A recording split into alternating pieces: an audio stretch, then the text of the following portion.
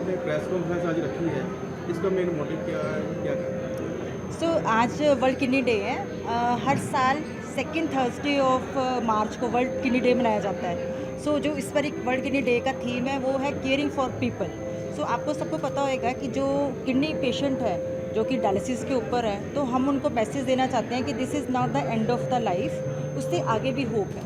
हमने RG hospital Ludhiana में recently kidney transplant program शुरू किया है। हमने फर्स्ट ट्रांसप्लांट अक्टूबर में किया था, उसके बाद हमने 4 सक्सेसफुल ट्रांसप्लांट कर दिए हैं। तो उसमें हम पेशेंट को दिखाना चाहते हैं, जो पेशेंट हमारे पास आ रहे हैं, यंग पेशेंट हैं, बाकी पेशेंट हैं, कि जो ट्रांसप्लांट है उससे उनकी लाइफ को चेंज किया जा सकता है। हम उनको पेशेंट के अटेंडेंट, क्योंकि हम कहते हैं कि जो किडनी का पेशेंट है वही नहीं सफ़र करता, उसकी पूरी फैमिली सफ़र करती है। जो केयर गिवर्स हैं उनको भी रिक्वायरमेंट है सपोर्ट की। तो हम किडनी आरजी हॉस्पिटल में चाहते हैं कि जो आज हमने सारे अटेंडेंट भी बुलाए हैं, ताकि हम उनको भी सपोर्ट प्रोवाइड कर सकें, उनको बता सकें कि किडनी का क्या लेटेस्ट ट्रीटमेंट होता है, उनको ऑर्गेनाइज कर सकें और उनको सपोर्ट कर सकें और किडनी डोनेशन के लिए उनकी हेल्प कर सकें।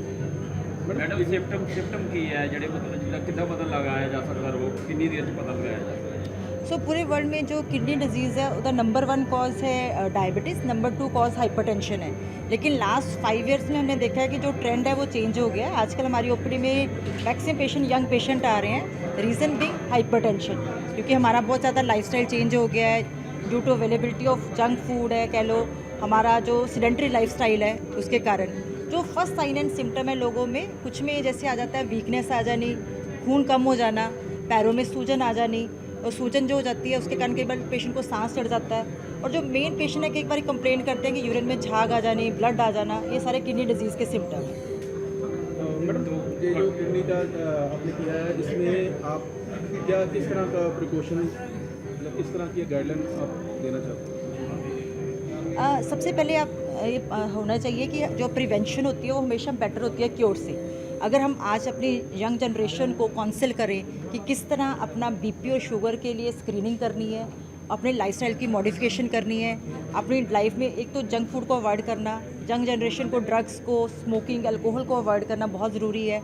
और ये हमें कहना चाहिए कि जो हमारी यंग जनरेशन है उसको अपनी एक्टिविटी कोई ना कोई दिन में जो है शामिल करनी चाहिए रूटीन में। चाहे डेली ना की जा सके, लेकिन हफ्ते में 5 में से 7 दिन कोई ना कोई एक्टिविटी, चाहे वो स्विमिंग है, वॉकिंग है, वो करनी चाहिए।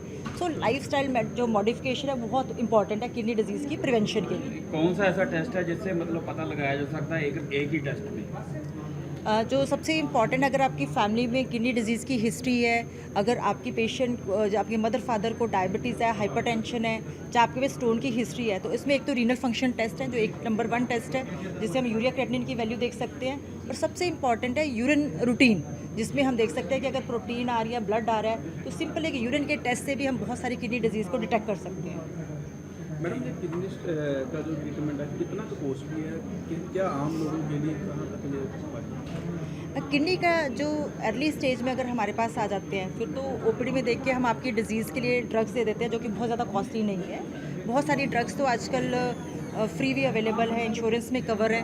लेकिन हाँ, डेफिनेटली अगर पेशेंट सिक हो गया है, डायलिसिस के ऊपर चला गया, उसको हफ्ते में 2 या 3 डायलिसिस की ज़रूरत पड़ रही है, तो नेचुरली आपकी जो कॉस्ट ऑफ ट्रीटमेंट इंक्रीज़ करती जाती है। जो रीनल ट्रांसप्लांट की अगर बात करते हैं, अगर जो आपका फर्स्ट डिग्री और लाइफ रिलेटिव है, तो उसका जो कॉस्ट है रीनल ट्रांसप्लांट की, वो अप्रॉक्सीमेटली 6.5 से 7 लाख आ जाती है, सब कुछ इंक्लूड करके। लेकिन अगर आपका ब्लड ग्रुप सिमिलर नहीं है, जो हम करवाते हैं एबी इनकम्पैटिबल है, तो उसकी कॉस्ट थोड़ी ज़्यादा आती है, क्योंकि उसमें ब्लड ग्रुप को चेंज करना पड़ता है। पर ये सारे जो इलाज हैं मैक्सिमम आजकल जो इंश्योरेंस कंपनी है उसमें कवर्ड है। आई थिंक कि हर पेशेंट जो है जिसको अर्ली डिटेक्शन हो रही है किडनी डिजीज़ वगैरह की, वो मेनली ये अवेल करना चाहिए सर। किडनी ट्रांसप्लांट की रेशियो कितनी मैडम सक्सेसफुल?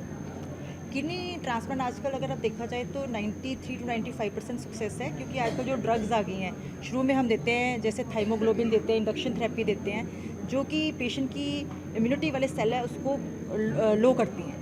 उससे जो उसका सक्सेस रेट है वो 94 to 95% है। लेकिन हाँ, हर ट्रांसप्लांट पेशेंट को हम कहते हैं कि इन्फेक्शन का रिस्क बहुत ज़्यादा है। हर एक पेशेंट को गाइड किया जाता है कि जब ट्रांसप्लांट हो जाता है तो उससे नेक्स्ट 2 से 3 महीने उनको जो खाना है वो साफ़ खाना है, साफ़ सफाई का बहुत ध्यान रखना है, और बहुत ज़्यादा गैदरिंग में नहीं जाना, जो कि उनके लिए केराटिनाइन हानिकारक का है। सही पॉइंट क्या होता है? मतलब जैसे केराटिनाइन कैसे पता लग सकता है कि काम कर रहा है या नहीं कर रहा है सही? जो क्रेटनिन है वो एक टेस्ट है, किडनी डिजीज़ का मार्कर है। क्रेटनिन जो है बहुत सारे चीज़ों पे और भी डिपेंड करता है, जैसे कि हम क्या खा रहे हैं, हमारी डाइट है। अगर जो नॉन वेजिटेरियन है उसकी क्रेटनिन ज़्यादा आएगी, जो लोग एक्सरसाइज करते हैं उसकी क्रेटनिन ज़्यादा आती है। सो अकेले क्रेटनिन जो है वो हमारी किडनी डिजीज़ का मार्कर नहीं गिना जाता, उसके साथ यूरिया, यूरिन रूटीन, ये सारे मार्कर भी हैं। देश दुनिया की हर खबर सबसे पहले देखने के लिए फॉलो करें सर्वजन न्यूज, यूट्यूब, फेसबुक, इंस्टाग्राम और व्हाट्सएप चैनल पर।